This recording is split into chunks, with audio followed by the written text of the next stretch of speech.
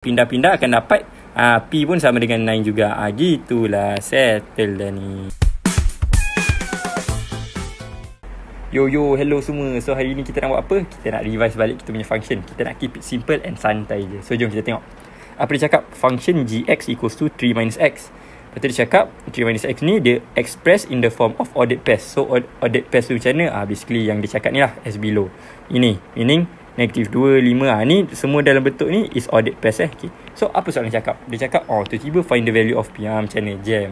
Nampak ordered pairs, tiba nampak find the value of P, dah jam. Okay. Tak apa, santai je, tengok ni. Tengok dia cakap apa. Dia cakap gx2 equals to apa? X minus 3 kan? Okay. Dan tengok dia bagi ordered pairs. Apa maksud ordered pairs ni? Senang je. Ini sebenarnya your x, ini sebenarnya your y. Jangan susah-susah. Lepas tu nak buat apa? Tengok. Try you masukkan x ni kat sini. So kalau you letak x kat situ, let's say x negatif 2 kan. So g negatif 2 equals to berapa? So kita tahu, sorry ni 3 tolak x silap pula. Okay, 3 tolak x. So when x negatif 2, letak 3 tolak negatif 2 is basically 3 tambah 2, which is berapa? 5. Kan betul your y is 5. When x is negatif 2, y is 5. So you repeat lah untuk 2 ni. Macam tu je soalan macam ni. Ordered pairs dia tak ada apa pun.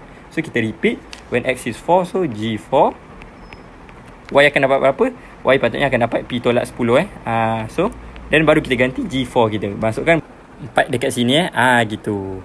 So lepas you masukkan 4 kat situ, you akan dapat apa? You akan dapat, so tadi Gx 3 tolak X, so G4 jadi 3 minus 4 equals to P minus 10. Dah sampai sini jangan tak tahu nak buat basic algebra. So kita pindah-pindahkan, kita akan dapat P sama dengan berapa? 3 minus 4 is negative 1. Dan pindah situ dapat P sama dengan 9 gitu. Okay.